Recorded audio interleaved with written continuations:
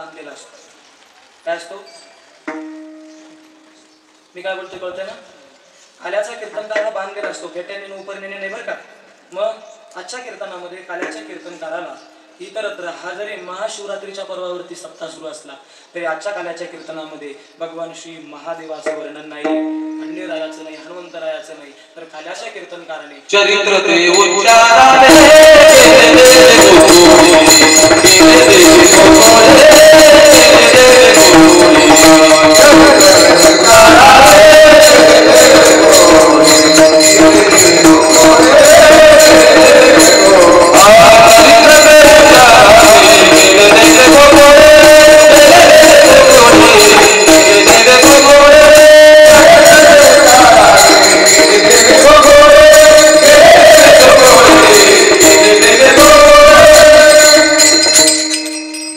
ते उच्चारावे कीर्तनकार बांधलेला असतो. केले देवे गोकुळी वारकरी संप्रदायाचा नेम आहे. काल्याच्या कीर्तनामध्ये काल्याच्या कीर्तनकारानं आज काला या प्रकरणाच्या संबंधाने बोलत असताना इतरत्र दुसरं काही बोलायचं नाही. त्याने फक्त भगवान श्रीकृष्णानं जे काही चरित्र जे काही गोकुळामध्ये केले त्या चरित्राचं वर्णन करावं, हा नियम आहे. म्हणून आज इतरत्र देवांचं चरित्र आपल्याला वर्णन करता येणार नाही. फक्त भगवान श्रीकृष्णाच्या चरित्राचं काही अर्थानं आपल्याला आज उच्चारण करायचं आहे, आचरण नाही. का भगवान श्रीकृष्णाचं चरित्र? इतर देवांचं चरित्र का नाही? इतर देव काही कमी खाऊ? 33 कोटी देव चामुंडा, 8 कोटी गौरवरे, एवढे देव आहे. अनंत अवतार घेसी भक्ता काढले, अनंत अवतार भगवान परमात्म्याने घेतले. मग इतर देवतांचं चरित्र का नाही? भगवान श्रीकृष्णाचं चरित्र का काल्याच्या कीर्तनामध्ये कीर्तनकाराने उच्चारावं? त्याचं कारण असं आहे, आपण एखादं कार्य होऊ घातलं, ऐका, मला लई पटकन बोलून पुढे जायचंय, मला या काला प्रकरणाच्या संबंधाने जास्त वेळ बोलायचं नाही. तुम्ही मला किती वेळ बोलायला लावलं ना काला या प्रकरणाच्या संबंधाने, तर मी बोलतच राहील, पण थोडंसं वेळ फार कमी आहे. ऐका, काल्याच्या कीर्तनामध्ये का भगवान श्रीकृष्णाचं चरित्राचं गायन करावं? याचं कारण असं आहे, आपण एखादं कार्य होऊ घातलंय, त्या कार्याला परिपूर्णता प्राप्त व्हावी असं ज्याला वाटतं ना, त्याने परिपूर्णतम देवाचं चरित्र त्याच्या समारोपाच्या संबंधानं गाणं फार महत्वाचं असतं. जोपर्यंत त्या परिपूर्णतम देवाचं चरित्र गायला जात नाही तोपर्यंत त्या सप्ताहाला परिपूर्णता प्राप्त होत नाही. मग सप्ताह त्रैदिनी असू द्या, 8 दिवसाचा असू द्या, 12 दिवसाचा असू द्या, नाही तर महिनाभराचा, नाही तर 12 महिन्याचा असू द्या, पण जोपर्यंत सप्ताहामध्ये काल्याच्या कीर्तनाच्या निमित्तानं जोपर्यंत भगवान श्रीकृष्णाचं चरित्र गायला जात नाही तोपर्यंत त्या सप्ताहाला परिपूर्णता प्राप्त होत नाही. कारण या जगाच्या पाठीवरचा सर्वोत्तम व परिपूर्णतम देव जर कुठले असतील तर ते भगवान श्रीकृष्ण आहे. कोण आहे? परिपूर्णतम, साक्षात श्रीकृष्ण. नान्य वही हे परिपूर्णतम आहे. अंश अंश अंश, कला आवेश पूर्ण आणि परिपूर्णतम. देवतांचं वर्णन करत असताना काही अंशांश, कला आवेश पूर्ण आणि परिपूर्णतम. पूर्ण अवतार भगवान श्री रामप्रभूंचा आहे आणि परिपूर्णतम अवतार हा भगवान श्रीकृष्णाचा आहे. आता पूर्ण अवतार आणि परिपूर्णतम अवतार यांच्यामध्ये काय फरक आहे? का आज रामाचं चरित्र नाही, पूर्ण अवतार म्हटलंय, पण पूर्ण अवतारात आणि परिपूर्णतम अवतारात काय फरक आहे? तर ऐका, पूर्ण अवतार त्याला म्हटलं जातं की ज्यामध्ये निर्णय घेण्याचं स्वातंत्र्य नसतं. पूर्ण अवतार त्याला म्हटलं जातं की ज्यामध्ये निर्णय घेण्याचं स्वातंत्र्य नसतं. आणि परिपूर्णतम अवतार त्याला म्हटलं जातं की तिथं कधीही आपल्याला काही करण्याचं स्वातंत्र्य असतं. म्हणजे तो भगवान श्रीकृष्णाचा अवतार. राम अवतार आणि कृष्ण अवतार यांच्यामध्ये लई मोठी तफावत आहे. राम अवतारामध्ये आहे देवच, राम करून काय आहे देवच, पण निर्णय घेण्याचं स्वातंत्र्य नाही महाराज. तिथं बंधनात आहे, एक वचनी, एक पत्नी, एक बाणी. चालले का रे? चालले. बरं, येऊ नका आता, पाठीमागं थांबा. ऐका, तुम्ही इकडं लक्ष द्या, बाकीच्या कोणाला जायचं असेल तर जाऊ शकता. पण ऐका, पूर्ण अवतार रामप्रभूंचा आहे. रामप्रभूंना कळालं होतं मी देव आहे, माहित होतं मी स्वतः देव आहे, बरोबर की नाही? देव आहे माहित.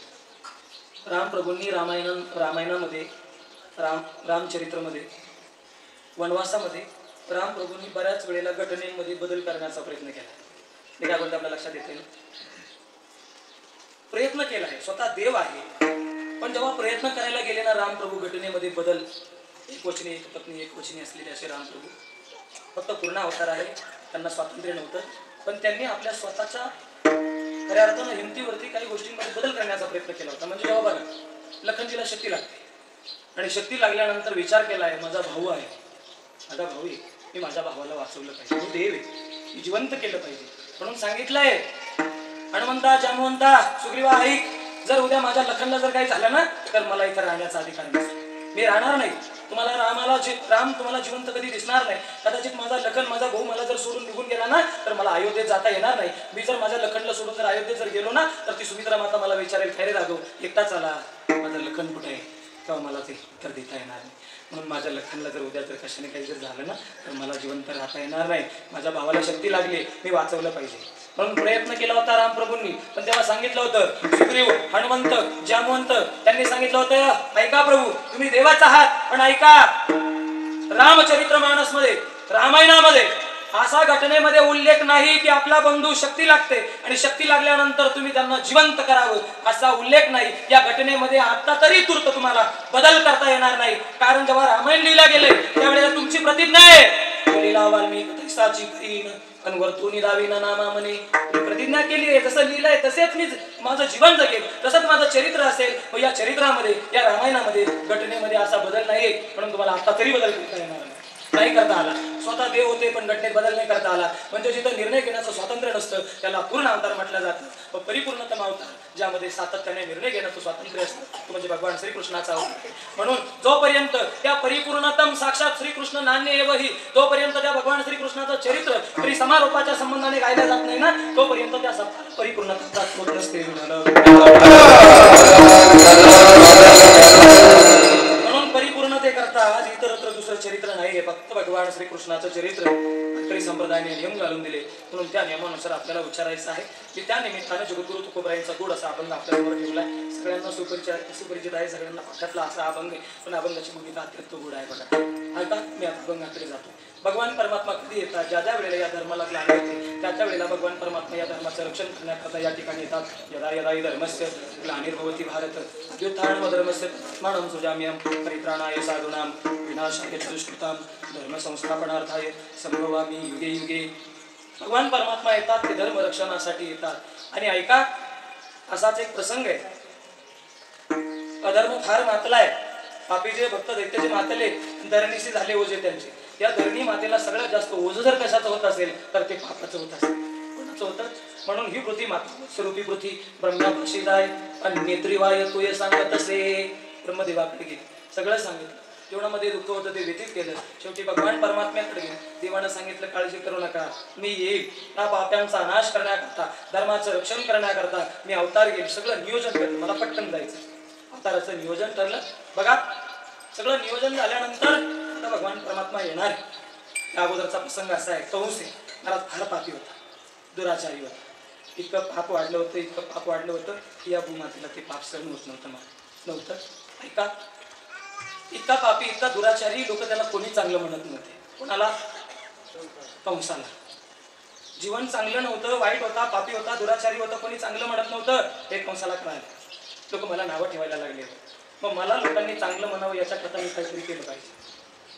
काय कंसाने असा विचार केला, मला कोणीतरी चांगलं म्हणावं म्हणून मी काहीतरी केलं पाहिजे. म्हणून कंसाची बहीण आहे देवकी माता आणि कंसाचे मित्र आहे वसुदेव. असं ठरवलंय, मी माझ्या बहिणीचा विवाह समारंभ सोहळा फार मोठ्या थाटामाटामध्ये केला पाहिजे. आणि जर कदाचित मी माझ्या बहिणीचा विवाह सोहळा फार मोठ्या थाटामाटात जर योजला ना तर लोक मला चांगलं म्हणतील.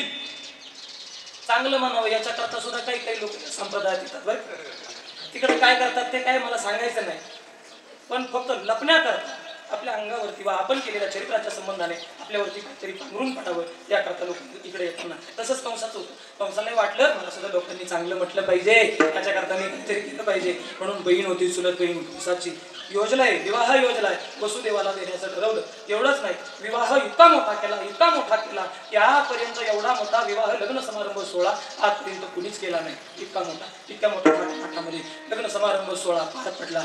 आणि स्वतः सारथ्य करतोय, स्वतः रथ चालवतोय, रथ घेऊन जातोय. आणि घेऊन जात असताना तेवढ्यात आकाशवाणी झाली बघा. आणि आकाशवाणीनं सांगितलंय कंसाला, हे कंसा, आकाशाची वाणी सांगत असे कंसा, मानी हा बरवसा बोलण्याचा, आठवा हिचा पुत्र वधील तू तसे मधी बालक असे ठेवू नको. हिच्यापासून आठवा पुत्र जो जन्माला येईल ना तो तुझा वैरी ठरेल. तेव्हा हे वाक्य कानावरती पडले आणि पडल्यानंतर रथातून खाली उडी मारली. कोणीया खड्ग माराया धावला, हात तोडला वसुदेवाने हात धरलाय बरं का, मारण्याकरता गेला स्वतःच्या बहिणीला आणि हात धरला. आणि वसुदेवाने सांगितलं, हे कंसा, अरे तू काय करतोय? तुला कळतंय का तू काय करतोय? तू तुझ्या बहिणीला मारण्याकरता निघाला. तू हे सगळं कशा करता केलंय? लोकांनी तुला चांगलं म्हणावं याचा करता. आणि जर तू तुझ्या बहिणीला जर मारलं ना तर लोक तुला कधीच चांगलं म्हणणार नाही, कलंकित होऊन मेल्याशिवाय राहणार नाही.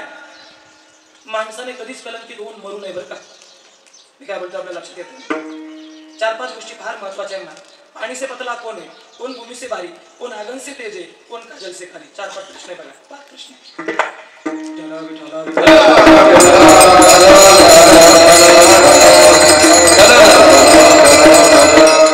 पाणी से पतला कौन है, त्याच्यामुळे पाणी पिऊन घेतलं बघा. प्रश्न आहे पाणी से पतला कौन है, कौन भूमि से भारी, कौन आगन से तेज है, कौन काजल से खाली. पाण्यापेक्षा पातळ काय आहे? ज्ञान. अगदी गोड उत्तर आहे. पाणी से पतला ज्ञान आहे. कोण भूमी से भारी, या भूमातेपेक्षाही भारी जड काय असेल तर ते या जगातलं पाप आहे. कोण भूमी से भारी, पाप भूमी से भारी. कोण आगन से तेज आहे, अग्नीपेक्षा तेज काय? माणसाच्या जीवनातला क्रोध आहे. अग्नीपेक्षा तेज. कोण आगन से तेज आहे तर क्रोध तेज आहे. आणि पुढं कोण काजल से काली, काजळापेक्षा काळं काही आहे का हो? आहे. तो म्हणजे जीवनात लागलेला कलंक असतो. म्हणून माणसाने माणसाच्या जीवनामध्ये कधीच कलंकित होऊन मरू नये महाराज. एखाद्या वेळेला माणसाच्या कपड्याला लागलेला काटा धुता येतो, पण जीवनात लागलेला कलंक मात्र कधीच धुता येत नसतो. म्हणून माणसाचं कर्म फार चांगलं असलं पाहिजे. हर रोज इंसान मंदिर जाए ऐसी कोई बात नहीं, लेकिन इंसान का कर्म ऐसा होना चाहिए. इंसान जहाँ भी जाए वहाँ मंदिर बन जाए. महत्वाचा मुद्दा सांगायचा आहे बघा. कंस सांगितलंय कंसाला वसुदेवाने, तू जर तुझ्या बहिणीला जर मारलं ना तर लोक तुला चांगलं म्हणणार नाही, तुला लोक कलंकी म्हणतील. आणि कलंकी म्हणून असं जर वाटत असेल तर तू हत्या करू नको, हिला मारू नको. तुझ्या जीवनातला कलंक कधीच पुसला जाणार नाही. मग काय करू? काय नाही. तेव्हा बंदीकाने दुधा सांगे ठेवलंय बघा. दोघांनाही बंदीकानामध्ये ठेवण्यात आलं आणि साई मारी कुबीराच्या आहे. साई मारले. 8वा गर्भ 7वा गर्भ योग मायाच्या साह्याने खऱ्या अर्थाने योनीच्या उदरामध्ये विराजमान करण्यात आला. आणि आता 8वे मथुरेमध्ये भगवान श्रीकृष्ण अवताराला येणार. 8वे देवकीचे तेज दिसे जैसा सूर्य आणि कंसाचे हृदय कापत असे. आता भगवान परमात्मा येणार बघा. आपल्याला पटकन जायचंय. भगवान परमात्मा आले ते मथुरेमध्ये आले, तुरुंगामध्ये आले. पण कसे आले बघा. 8 वर्षाची मूर्ती तिथे प्रगट झाली. किती? 8 वर्षाच्या. 8 वर्षाचे भगवान परमात्मा आले. देवकी मातेनं पाहिलं, देवा अहो तुम्ही मला वचन दिलंय, तुम्ही माझ्या उदरी जन्माला येणार होते, लहान बालक म्हणून होऊन येणार होते. मी त्याच्याकरता एवढी भक्ती केली आहे. होय भक्ती केला तैसा पूर्वी धरावी ती इच्छा. माझी इच्छा होती की तुम्ही माझ्या उदरी लहान बालक म्हणून जन्माला यावं. मी त्याच्याकरता भक्ती केली आहे. पण तुम्ही तर माझे बालक नाही, माझे बापच म्हणून जन्माला आले.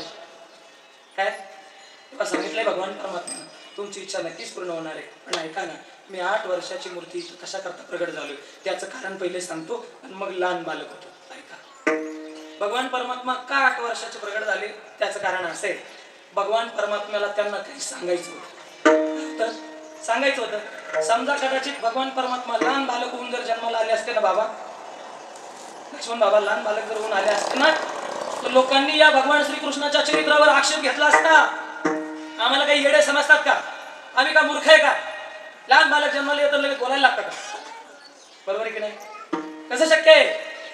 अशा लोकांनी आक्षेप घेतला असता. म्हणून भगवान परमात्मा 8 वर्षाची मूर्ती प्रगट झाली. आणि 8 वर्षाची मूर्ती प्रगट याच्या करता झाली. भगवान परमात्मा सांगताय, देवकी माता वसुदेवजी ऐका, मी कशा करता 8 वर्षाची मूर्ती प्रगट झालोय तर ऐका, मी इथं लहान होणारच आहे, होईल. पण ऐका, त्या अगोदर मला काय सांगायचं, मी जेव्हा इथं लहान झालो की मला इथं ठेवायचं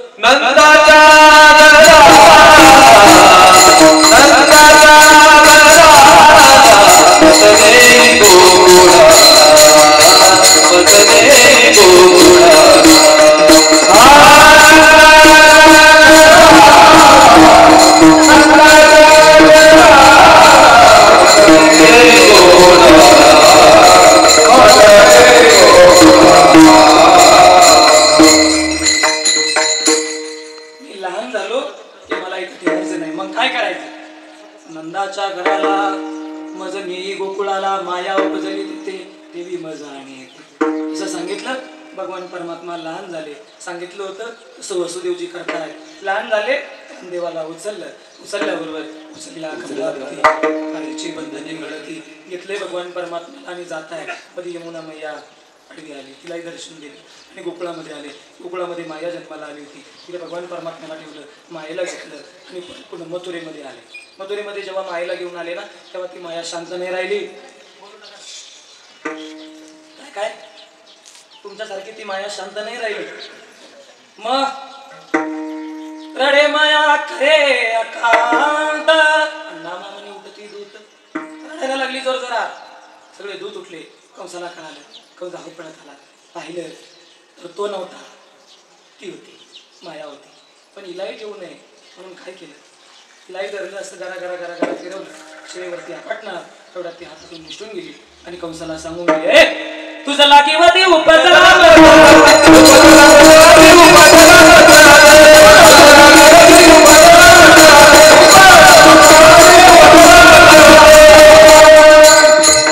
मला काय मारतो तुझं लागीवती उपजला माझ्या आधी तिथं तुझा शत्रू निर्माण झालेला आहे मला नको मारत बसू ती हातातून निष्ठून निघून गेली कंसाला सांगून गेली पण आपल्याला मथुरेत नाही थांबायची जास्त वेळ मी पहिलेच बोलून गेलो आपल्याला गोकुळात जाणं फार गरजेचं ऐका आता भगवान श्रीकृष्ण गोकुळामध्ये आले बघा भगवान श्रीकृष्णाचा जन्म कुठे आहे हो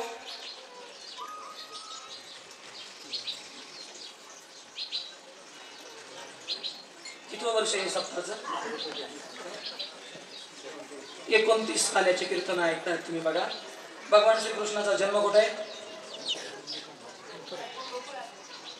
दीदीने इतकं गोड उत्तर दिलंय तिच्याकरता सगळ्यांनी टाळा अत्यंत समर्पक उत्तर आहे बऱ्याच लोकांच्या अंतःकरणामध्ये उत्तर होतं तुमच्या वटांवरून मी ओळखलंय तुमचं उत्तर काय होतं तुमचं म्हणणं असं होतं भगवान श्रीकृष्ण हे मथुरेत जन्माला आले भगवान श्रीकृष्ण मथुरेत नाही आले भगवान श्रीकृष्ण गोकुळात जन्माला आले जर माझं खोटं असेल तर तुकोबरायांना विचार